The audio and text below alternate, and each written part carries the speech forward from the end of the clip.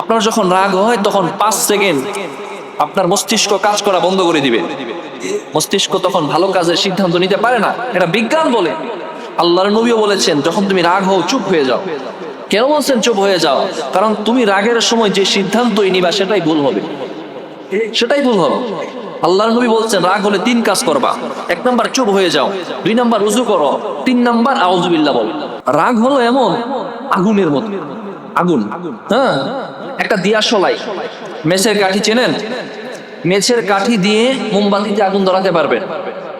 মেছের কাঠিটা দিয়ে মোমবাতিতে আগুন ধরালে ঘরটা আলোকিত হবে। হ্যাঁ, ঠিক একই আগুন যদি আমি ঘরের কার্পেটে ধরাইয়া দিই, ঘরটা ঠিক থাকবে? ঘরটা পুড়ে যাবে। রাগ হলো এমন, যদি আপনি নিয়ন্ত্রণ করতে পারেন মোমবাতির মতো আপনার ঘরটা আলোকিত হবে। আর যদি নিয়ন্ত্রণ করতে না পারেন তাহলে কার্পেটে আগুন ধরিয়ে দিলে যেমন ঘর পড়ে যাবে, অনিয়ন্ত্রিত রাগের মাধ্যমে আপনার জীবন ধ্বংস হয়ে যাবে। রাগ নিয়ন্ত্রণ করতে হবে। আমাদের রাগ আছে না? সবারই আছে, কম বেশি সবারই আছে। রাগ নিয়ন্ত্রণ করতে হবে। আজকের সমাজে ডিভোর্সের মাত্রা কম না বেশি? অনেক বেশি। একটা কারণ হলো রাগ। দুইজনের একটু ঝগড়া হয়েছে, তুই বাপের বাড়ি যা। রাগের কারণে প্রিয় ভাই প্রিয় বোন, যখন একজন রাগ করব অপরজন চুপ হয়ে যাব। আজকে সুন্নাহ জানতেছি, রাসূলের জীবন আদর্শ জানতেছি। প্রথমেই আপনি বলেছেন রাসূলের জীবনে আমার আদর্শ আছে, সুতরাং রাসূল বলতেছেন এই কথা, আপনি রাসূলের জীবনের আদর্শ আপনাকে মানতে হবে। 3 নাম্বার করণীয় হলো রাগ হলে রাগকে নিয়ন্ত্রণ করতে হবে। রাগকে নিয়ন্ত্রণ করতে হবে। আপনি একজন মানুষ খুব পাহলুয়ান, 10 জনকে কুস্তিতে হারিয়ে দেয়, রাসূল বলেন ওই ব্যক্তিটা পাহলুয়ান, শক্তিশালী না। প্রকৃতপক্ষে শক্তিশালী হলো ওই ব্যক্তি যে রাগের সময় নিজেকে কন্ট্রোল করতে পারে। রাগের সময় নিজেকে কন্ট্রোল করতে পারে। আমার কথা না, সহিহ বুখারীর 6114 নম্বর হাদিসের বর্ণনা আবু হুরায়রা রাদিয়াল্লাহু তাআলা আনহু বর্ণনা করেন।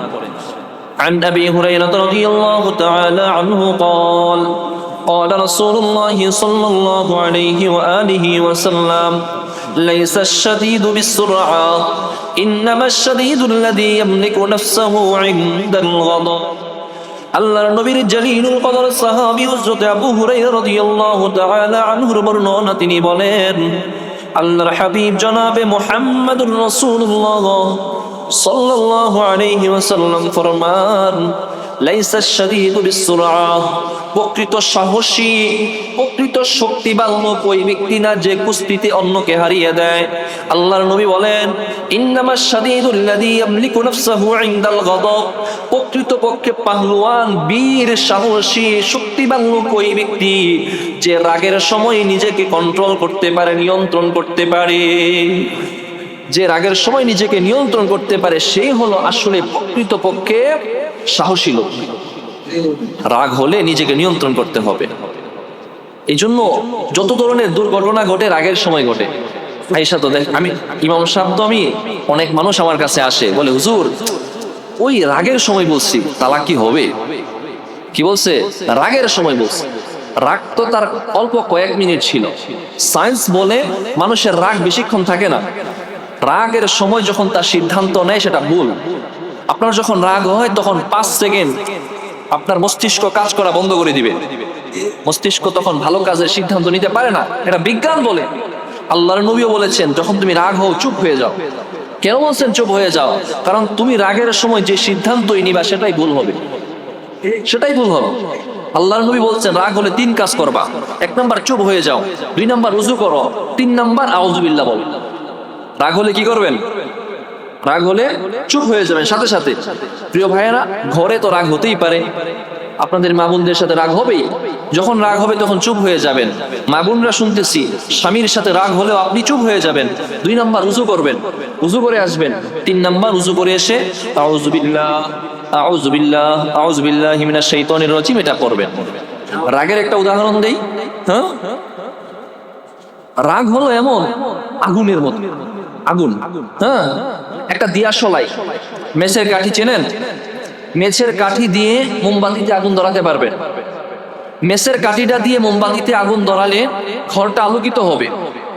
হ্যাঁ, ঠিক একই আগুন যদি আমি ঘরের কার্পেটে ধরাইয়া দিই, ঘরটা ঠিক থাকবে, ঘরটা পুড়ে যাবে। রাগ হলো এমন, যদি আপনি নিয়ন্ত্রণ করতে পারেন মোমবাতির মতো আপনার ঘরটা আলোকিত হবে। আর যদি নিয়ন্ত্রণ করতে না পারেন তাহলে কার্পেটে আগুন ধরিয়ে দিলে যেমন ঘর পড়ে যাবে, অনিয়ন্ত্রিত রাগের মাধ্যমে আপনার জীবন ধ্বংস হয়ে যাবে, আপনার জীবন ধ্বংস হয়ে যাবে। আমি আমার মসজিদে গত কিছুদিন আগে আরেকটা উদাহরণ দিয়েছিলাম, যেহেতু আপনাদের মাঝে আজকে দেখা হয়েছে, বেশি কষ্ট দিব না, অল্প কিছু কথা বলবো। রাগ হলো পানির মতো, পানি কিন্তু কাদা পানি।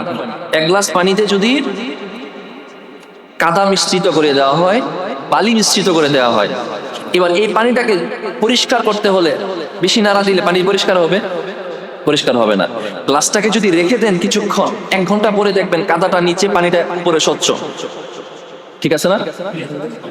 পরীক্ষা করে দেখেন, 1 গ্লাস পানি কাদাযুক্ত হলে যদি আপনি রেখে দেন, পরিষ্কার চুপচাপ রেখে দেন, কাদা নিচে চলে আসবে, পানি উপরে স্বচ্ছ। আর যদি যত বেশি নাড়বেন তত বেশি গোলা হবে। ঠিক রাগটা হলো ময়লার মতো, আপনি যত বেশি নাড়বেন আপনার জীবন তত বেশি গোলা হবে। চুপচাপ রেখে দিবেন, পানি যেমন উপরে স্বচ্ছ, জীবনে তেমন স্বচ্ছ হয়ে যাবে। 3 নাম্বার করণীয় হলো রাগ করা যাবে না। কারোর সাথে যদি রাগ হয় সালাম দিয়ে দিবেন, আসসালামু আলাইকুম। হ্যাঁ,